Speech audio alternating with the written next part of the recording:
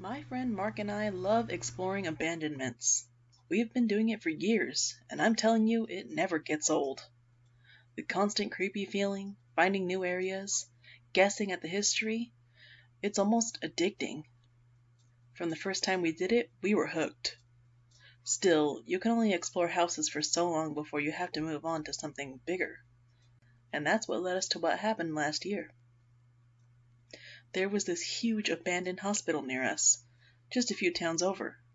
We'd never seen it ourselves, but knew that it had been abandoned for several decades, having closed down in favor for a smaller, more modern one.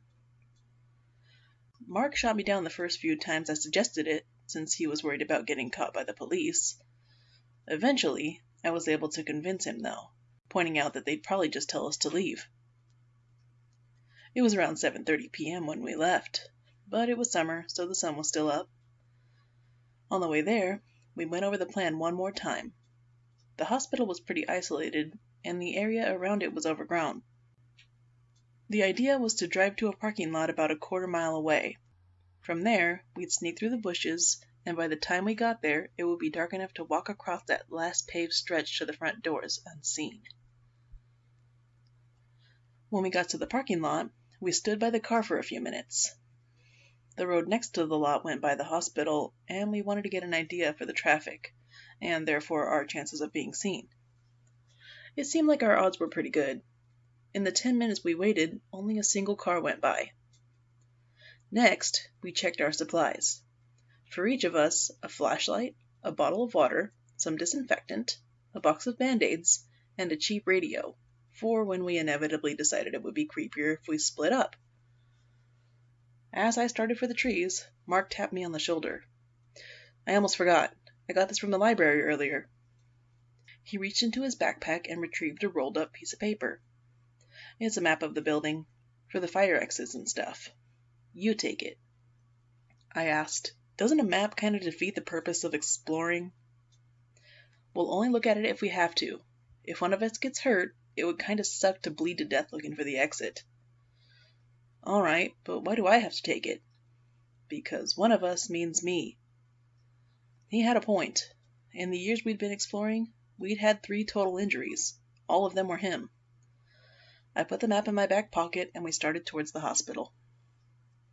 Just as planned, it was dark when we got there. Because of the surrounding trees, we couldn't make out a clear silhouette of the building against the sky. Shining our flashlights on it showed a brick exterior and 3 floors. Most of the windows were broken. The main entrance was wide open. One of the double doors was on the ground nearby, with the other nowhere to be found. Most definitely, we were not the first people to check it out, which was expected. I don't think we've ever had to break in ourselves. In we went.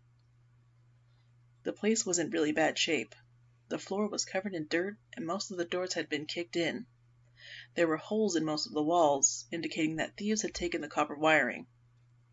There was also loads of water damage. With all of this, do I even have to mention the graffiti? The first floor was probably the most interesting. It had the cafeteria, staff room, and by far most interestingly, the morgue. There was even a set of tools left behind. As a rule, we don't take things from abandonments, but at that time we really wanted to. We went upstairs to the 2nd floor. There, most of the doors were intact, and there was no graffiti. I guess the teenagers looking for trouble were too lazy to climb a set of stairs. The thieves had motivation, though, and there were just as many holes in the walls as downstairs. It was at this time that, as always, Mark wanted to split up. I tend to take my time, and he moves pretty quickly in comparison. I go for details, he aims to see everything. Because of this, I knew he'd end up far away from me. It was all right with me, though, as I kind of like the silence. The creepiness is a big part of what makes it fun. And if he didn't split us up, I probably would have. The 2nd floor was mostly just patient rooms, beds and tables, nothing much. As I was exploring, I could hear Mark's footsteps upstairs. They'd go a distance, stop, I'd hear the faint sound of a door opening, and then I'd hear him move away. He really had gotten ahead. I'd only explored about half of the floor because then I came across a relatively large sitting room, which was in the middle of the building. It was actually pretty well illuminated by the moonlight, thanks to the large window that made up one wall. Looking out, I could see the paved front area we had entered from. I didn't really need the flashlight, so I turned it off. There was a coffee table in the center of the room, surrounded by 4 old sofas. I sat down at one of them for a water break. It was pretty creepy, just sitting there alone, everything bathed in a dull blue light. I kept seeing things out of the corner of my eye, but in that light, this was expected.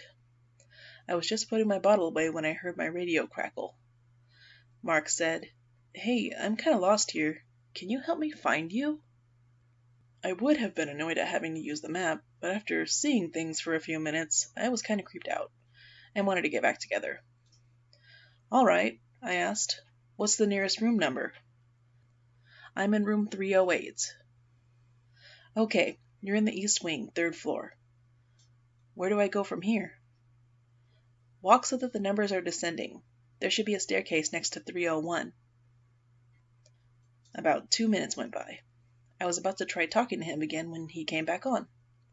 "Okay, these stairs are blocked. Where are you?" I answered, "I'm in a sitting area in the middle of the 2nd floor. I take it you're next to 301 now?" "Yes." "Okay, now you'll want to move in ascending order then. There should be an employee staircase next to 349. That leads down here." Across the hall from the sitting room, according to the map, was a staff lounge. That's where the stairs went. After 10 more minutes, I could hear Mark's footsteps above me. Once again, the radio crackled on. "These stairs right here?" "Yep, I can hear you above me." As I listened to him walk off, I went to the door of the staff lounge.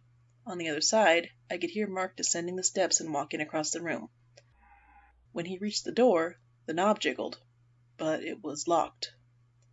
I yelled through the door to unlock it. Strangely, he answered through the radio, even though he was just on the other side. "The lock is broken. You'll have to open it for me." I really didn't like damaging sights, but I was way too freaked to keep sitting there by myself while I led him to another staircase. I backed up and got ready to kick the door down. Just as I was about to kick it, my cell phone rang. I practically jumped through the ceiling. I answered the phone. "What? Christ, you scared the stuffing out of me." "And you've been scaring the stuff out of me." It was Mark.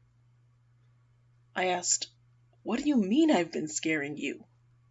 "You weren't answering your radio. I've been waiting outside for like 20 minutes. Where are you?" I went back to the sitting room and looked out the window.